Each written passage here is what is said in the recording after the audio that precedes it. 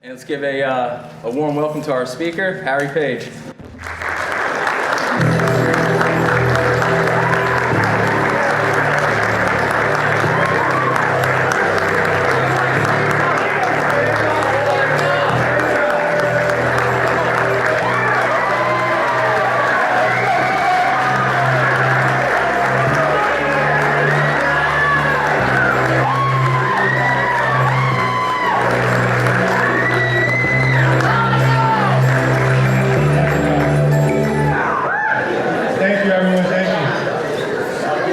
Can everyone hear me well? All right, that's a little extra, but thank you. So, I'm grateful to be here. I'm grateful for the opportunity. I want to thank the entire Ronsky family, Ralph, and everyone that helped make this happen. Today I want to share my life story with you guys. As you can see up here, this was the lowest point in my life. I really wanted to die. I didn't have anything I felt at that time to live for. And then there's the guy on the right today, presently in front of you. You know, life has come full circle for me. You know, I was a kid in high school that you didn't want to see. You know, the teachers didn't want to see, the principal. So to come full circle for me, this is like surreal to be up here, to have the privilege to speak to you guys. So I'm going to share my story, and I want you guys to try to identify instead of compare with my feelings, my thoughts. So I grew up in Rahway. My father was very active in our life. He was a truck driver. He was also our wrestling coach as kids. I loved to train. I loved to work out. Loved to play sports as a kid. And then my older brother, who I believe, you know, had the disease of alcoholism and drug addiction. I remember from a young age watching him come home, do 2 steps forward, and then the 5 steps back, right?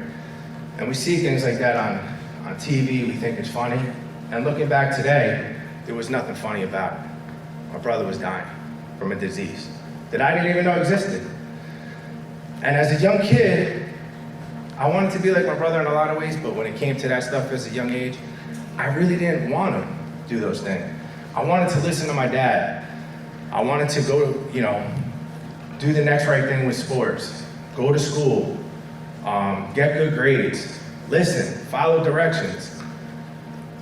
But those things didn't happen for quite some time. And part of my story, when I was 4 years old, I was touched by a neighbor inappropriately. That was a man. And I was very violent as a kid, and I was good with my hands, and I could fight really well. Since a kid, I was wrestling, so if I couldn't beat you with my hands, I was gonna scoop you up and pound you out. But I didn't know how to express myself. I didn't know how to tell anyone what transpired. I was ashamed, embarrassed. And, you know, as I got older, I wanted to do the right things, like I said. I wanted to play sports, wanted to go to school, do the right thing. But by the time I got to 7th or 8th grade, those things that I never shared with anyone, I tried to fit in. And I started to gravitate towards kids that smoked weed, drank, didn't play sports. They're too cool for sports now.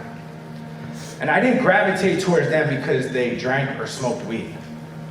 Looking back today, I gravitated towards them because they didn't ask me, "Hey, Harry, how are you doing today?" I was uncomfortable with myself. I didn't feel like I fit in. Even though on the outside, I did okay in sports. I did okay with getting girls. But on the inside, I didn't have any self-worth.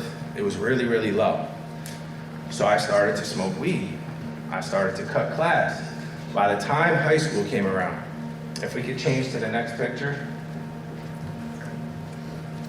So this is me in the middle.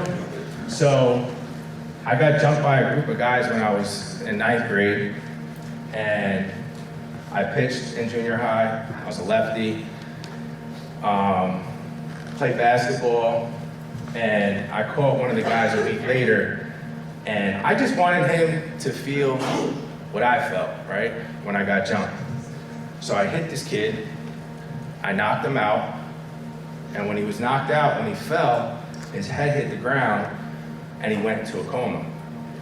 So I was arrested, I was taken to juvenile detention, and I'm sitting in a cell, wondering to myself, the kid that just wanted to do the right thing, how did I end up here? And what if this kid dies?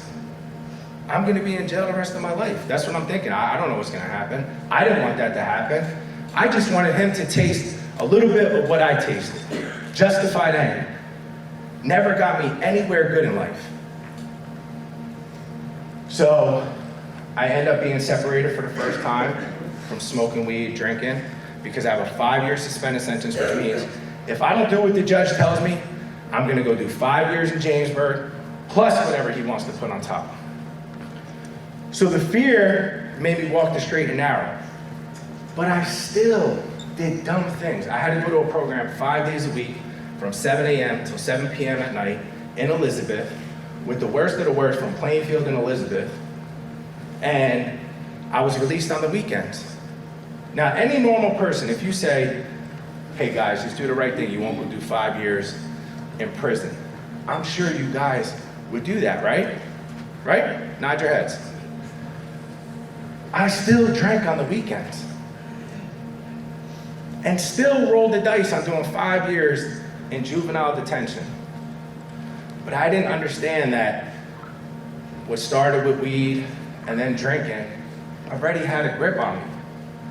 And I hear sometimes when people share about smoking weed or drinking that, you know, I had good times. I cannot relate. I can't. It robbed me from playing sports in high school. It robbed me from being the guy that I knew who I was, which was a sensitive guy that wanted to do the next right thing, make his parents proud. It robbed me from all of that. So how is that a good time? You know, I didn't get to play sports in high school. The judge removed me out of that high school. So I end up graduating from adult high school.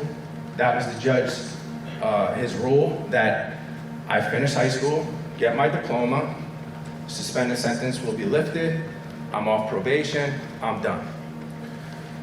And when I was in that program, you know, I started to get glimpses of a different life. It removed me from the kids in my community. And by the way, all the kids that I thought were my friends when I was on house arrest and going to that program, they didn't come visit me. And it really put things in perspective. I started to see that my friends really weren't my friends. I wasn't really happy with who I was. And I ended up playing basketball for probation. I know it sounds kind of ghetto as hell, but it started to reintroduce me to the things that I forgot that I really enjoyed. Those are natural highs. Basketball, working out. I like to rollerblade, skateboard, BMX. But all those things weren't cool when I was smoking weed and drinking. I don't have time for that. So with this program, I started to play basketball again. And then what happens? I graduate, I get my diploma, and now I don't have a probation officer over my back. I don't have a suspended sentence. I become a product of my environment. I start drinking again, start hanging out with the same guys again that were never there for me when I got in trouble. It was always my family. And my family sees us coming, I'm saying, no, Mom, Dad, you're bugging, I'm good, relax. You're always on my case. Damn, you always think the worst. You know, you're telling me not to hang out with these kids. And they're nice people. Meanwhile, my parents were always right. That's why I argue with them, because they were always right. So I'm drinking, hanging out, doing whatever, and we go on a trip to the Bahamas. And I'm with my two brothers, and me and my older brother, you know, we had a tough relationship, you know, because it always had to be on my terms and conditions, anything. The way you love me or the way you were with me. If you did something wrong, then I write you off. Even my own brother. So we started drinking together, we're in the Bahamas, hanging out, and I was sleeping till 4 or 5 in the afternoon. My mom was waking me up. What's wrong with you? We're in the Bahamas, baby blue water, white sand. What's wrong with you? I'm just thinking I drank so much, which I did. I was really hungover, I was hurting. But there was also something else that was going on with me besides addiction. Jamie, if you could hit the next. So I was diagnosed with leukemia. So this is the second time I'm separated from alcohol and drugs. First time, by a judge. Second time, by leukemia. I still have my hair in this picture. My hair never grew back right. It only grew back on my back and everywhere else, but not on my head. So this is the second time that I'm separated from alcohol and drugs. Mainly weed and alcohol. So I have to have a bone marrow transplant or I was gonna die, period. I'm 19, and when I was 19, I would tell you, I'm a grown man. I was a little kid and I was scared. And I asked the doctor, I said, am I going to live? And she said, it's not in our hands, it's in God's hands. And I can tell you, if you don't believe in God or a higher power, when you're on your deathbed, you start to search and ask questions. And I did. I started praying every single day. God, please let me live.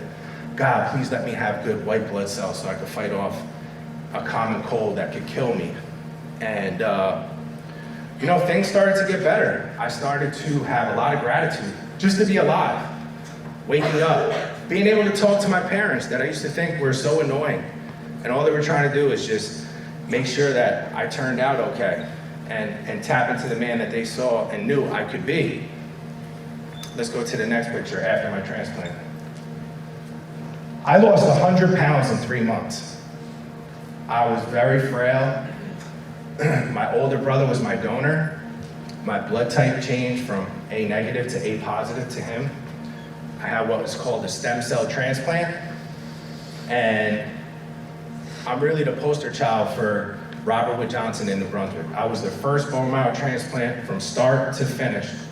And I came off all my meds in less than 4 months. And I don't share that with other patients when I meet them because I don't want to discourage them. A lot of people don't.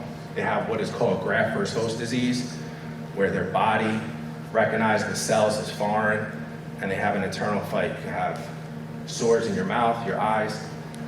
And, I started to change my self-talk. I wanted to give life a second shot. I didn't get to play sports in high school, so I started to apply myself. I went to Union County College. I walked on the basketball team. I made the basketball team. I made the dean's list. I was doing really, really well. A lot of people would say, wow, that kid really changed it around. But I didn't change other things inside of me. So history repeats itself. So I started to still hang out with some of my friends that weren't going to college, weren't doing the next right thing. I started drinking on the weekends again. And I also developed a habit from after my transplant of pain pills. So I started popping pain pills on the weekend and drinking, just thinking it's fun, it's cool. I'm getting turned up. And then basketball and everything else starts to look like it's in the way again. I'm too cool for that stuff. Class becomes too hard because I'm tired, I'm in a fog. And it was all coming to a boiling point. So my older brother and I found out one night while I'm in college that he was doing cocaine. And now mind you, in my head, I don't do drugs. I just drink and I take painkillers that are prescribed by my doctor. That's how delusional I was. So I find out he's doing cocaine and where he's at in a hotel. And I grab a couple of my friends that are street kids and we find him. And I tell the guys in the car, I want him out the car. And if you don't let him out the car, then we're gonna beat up everyone in the car and then we're gonna take him. And they're just trying to get high. They're like, man, we don't want no problems. Yo, get out our car. And I told my brother to go home, and I'm sure it wasn't easy for an older brother to have a younger brother telling him that. And then also a younger brother that's a hypocrite, because I'm acting like I'm better than him, and I drink and pop pills. He said, man, just get out of here, whatever. I punched my brother in the face as if I didn't know him, and we started to fight. And this is the same brother that saved my life. And we're fighting to the point that the kids he was with, they left. The kids I was with, left. And they're probably looking at us like, these dudes are nuts. And we were. And my brother took off. I was exhausted from fighting, he was. And then we didn't talk for months. My brother got sober. And he started going to work every day. He was living with my grandmother, so he didn't have to be around me, the hypocrite. I can say that now, I couldn't see that then. I was really happy. I was like, you know what, if me and my brother don't talk, and he does the next right thing and stays sober, then so be it. My brother had a dentist appointment. He didn't tell the dentist that he was in recovery. They gave him Vicodin. Right back to the races.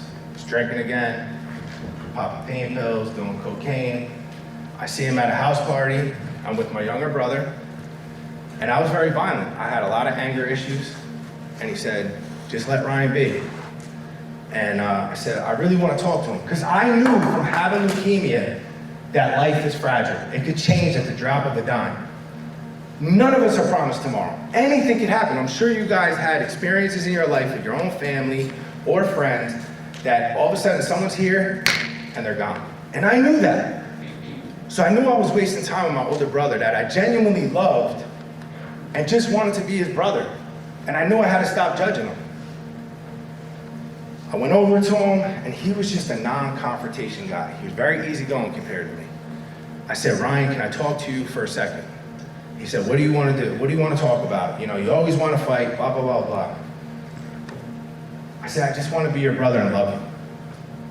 Now, when we speak from the heart, even if I was speaking Spanish, you guys wouldn't understand me, but you would feel me.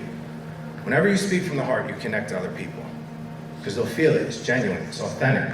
He felt it. We made amends with each other, and that was in November of 2006.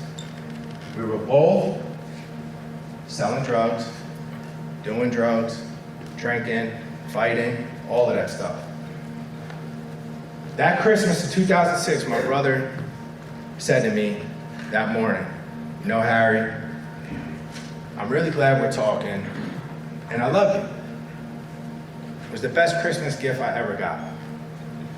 And I realized today, when I would say my older brother loved my younger brother better, it wasn't that. It's just that I was a tough SOB to let you love me. It had to be on my terms and conditions. So when I put my guard down and said to my brother, I'm not gonna judge you no more, I just wanna love you. You know, that Christmas he told me how glad that we're talking and he loves me. A few days later, the night before New Year's Eve, I met my brother to meet up to split drugs. He was drinking. I told him, don't stay out too late. We need to get together with the family tomorrow. I was up till 6 in the morning. I was still hanging on to college by a thread. And so I was up till 6 in the morning talking to some girl I met in college. And I went to sleep, and I was woken up at 2 in the afternoon from my mother, who's in the back there, screaming from her soul that my brother died. I need to identify the body. Now, I didn't know how to live life when life was good. So if you think that I'm going anywhere good after that, it just got way worse. Can we show the next picture of my older brother? That's my older brother Ryan, who saved my life, who died from drugs and alcohol, and left behind a daughter who's now 19 in college. She's doing very well. And after that, I just really didn't care about life anymore. I really didn't. I tried to kill myself. I drank. I can't tell you how many prescription pills that I took. I wanted to go to sleep. I didn't want to wake up. Broke in every way. And I was so grateful at the same time that I was able to make those amends to my brother to at least be talking before he died. And her brother was there at the scene, and he was a rookie as a cop. And that was my friend growing up. So I started fighting every single day. I was just in a lot of pain and anger. I would go to the bar and look for the toughest guy that was picking on someone and say, I want a problem. That was my MO. In my hometown, from the projects to the good side of town, I was known for the guy who'll knock you out. And it wasn't that I was fighting them, I was fighting myself. I was unhappy. When I tried to kill myself, I slept in a hospital for 3 days on suicide watch. And I made it out there, made up an excuse. So I ended up hooking up with this girl, and she ended up getting pregnant. And I'm saying, you got the wrong guy, I can't have kids.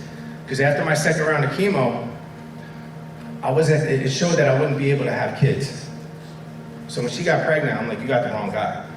I went back to the same facility, and they said, do you want to make a donation? So it had returned. So I end up having this miracle daughter, who I named after my brother. Her name is Ryan Julia.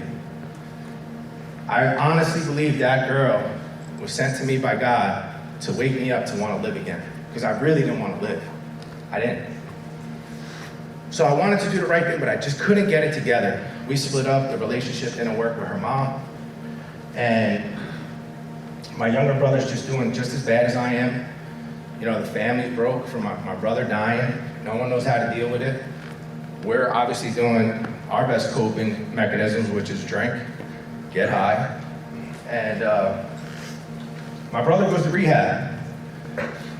And I thought this guy was worse than me. Like, he would be like the obnoxious, drunk, annoying. I'm like, so when he got sober, I'm like, if this guy could get sober, there's gotta be a chance for me. And I wanted to change, especially for this little girl, Ryan, that meant the world to me. I wanted to be a good father. I wanted to be a good brother. I wanted to be a good son.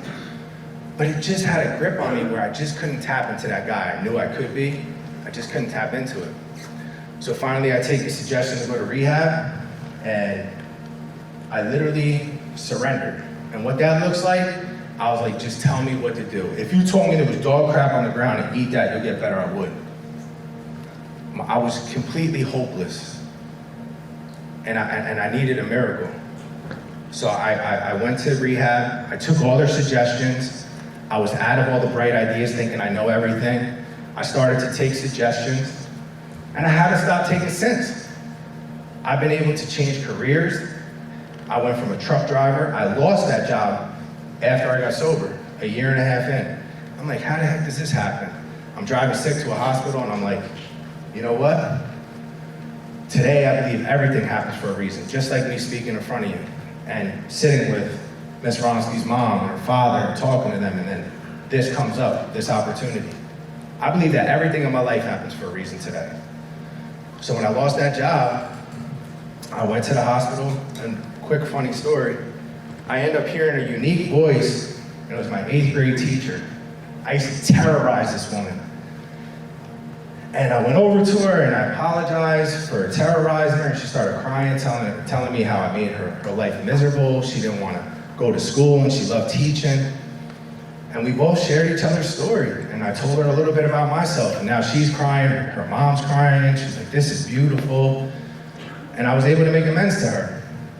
So I ended up taking this new perspective on life, that we could do anything that we want, and I ended up getting into real estate, and I became #1 out of 100 agents in an office, and everything just started to rapidly change for me, dramatically. If we go to the next clip. So within the first 4 or 5 years, I became #1 at my office. I was able to, my wife today, who we got married in February, she was able to quit her job that she was really unhappy with and get involved into real estate. My brother, who was a fall down drunk just like me, he owns his own business today. He has an electrical business, very successful. We also flip homes. Let's go to the next clip. And this is me on a magazine. I've been in papers in the UK. They share my story about myself, my brother. Let's go to the next one. Another magazine, billboards. Keep going. And then we started to flip homes, and we do things today. I've been able to take that same pain and suffering from my brother passing. I honor my brother today by the way I live my life. I really try to be the best version of myself in every aspect possible, as a father, as a friend, as a businessman. And I do it because my brother doesn't have that opportunity to be here today. And we take homes that look like crap. You can show them the next.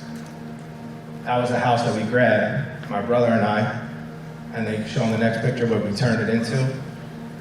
And I found something I really like today. And more importantly, I like who I am today.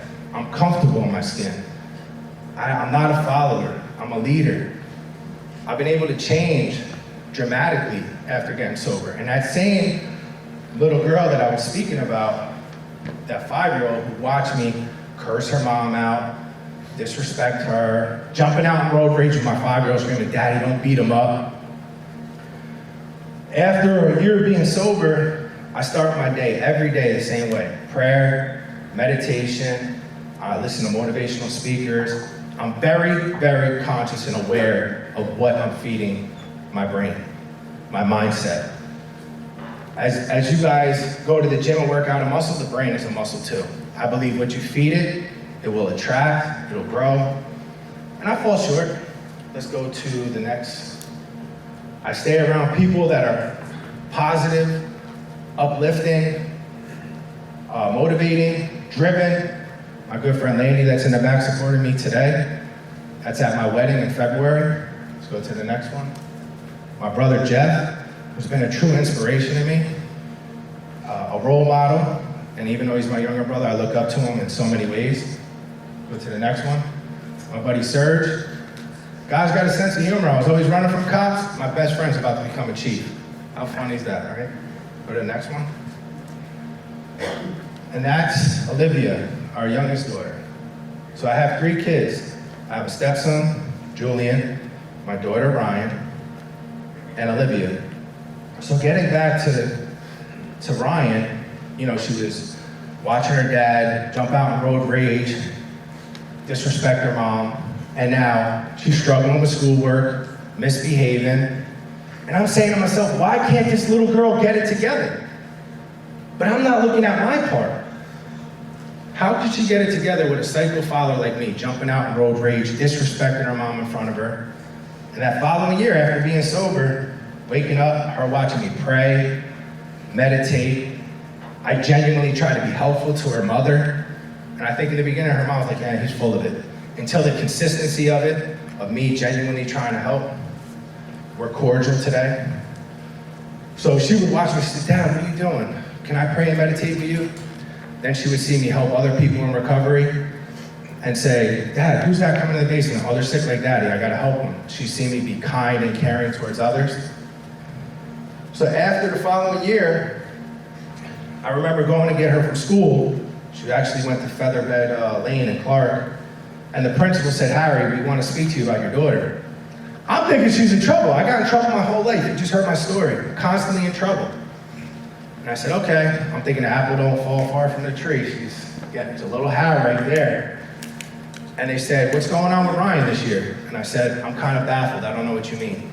They said, well, last year your daughter struggled with schoolwork and was misbehaving. They said, this year your daughter's the leader of her class. Her maturity levels through the roof, and she's kind and caring towards others. Was a direct effect from me changing my life, changed her life effortlessly by me just doing the right thing. Just like when my brother got sober, it effortlessly changed my life for the better.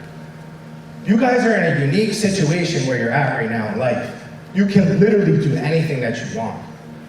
And I suggest to you, if you don't have people that are gonna follow you and support you with your dreams and ambitions, get a new set of friends.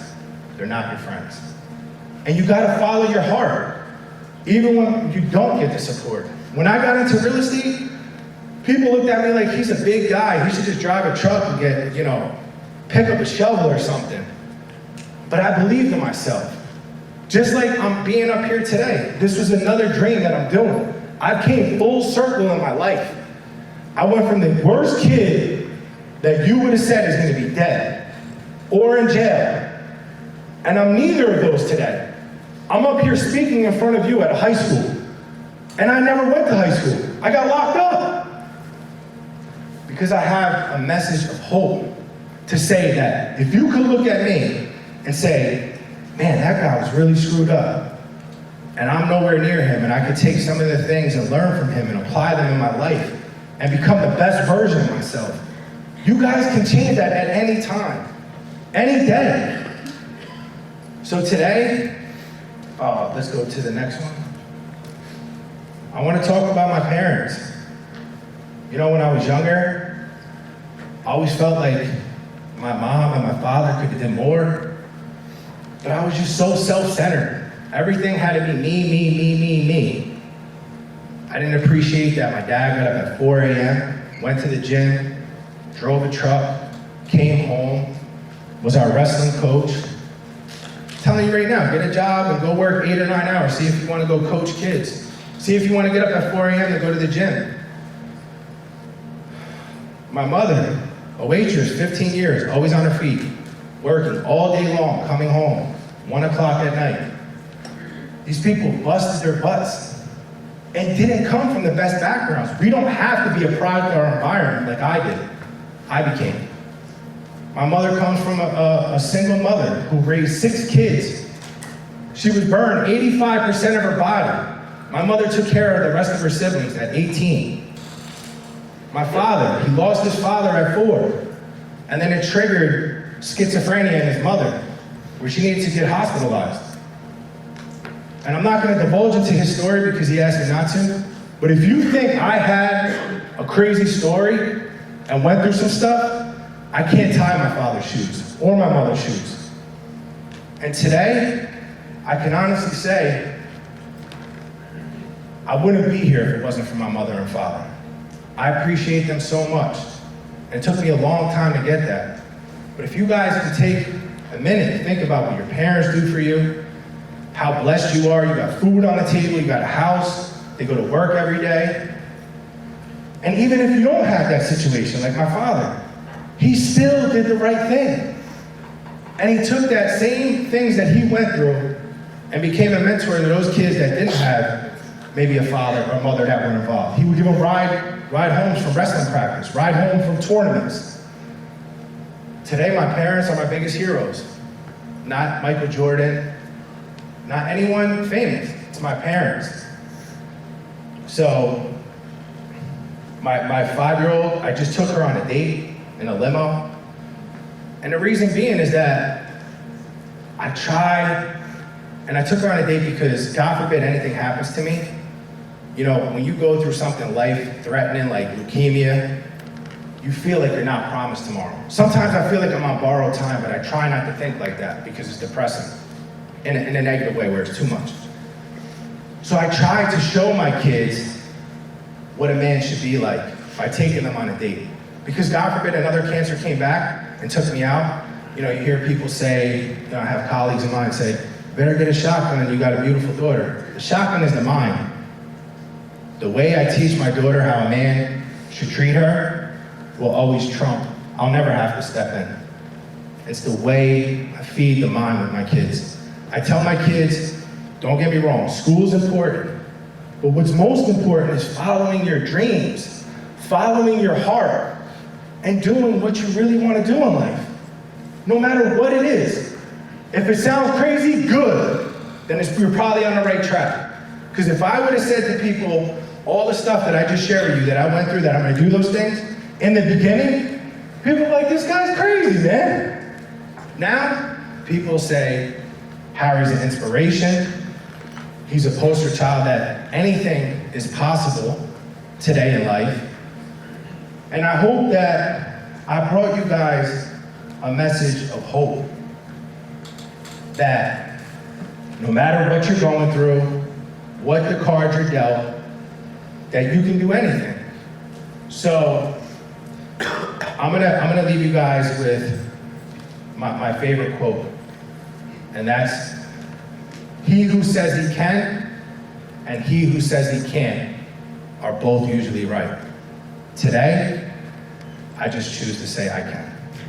Thank you.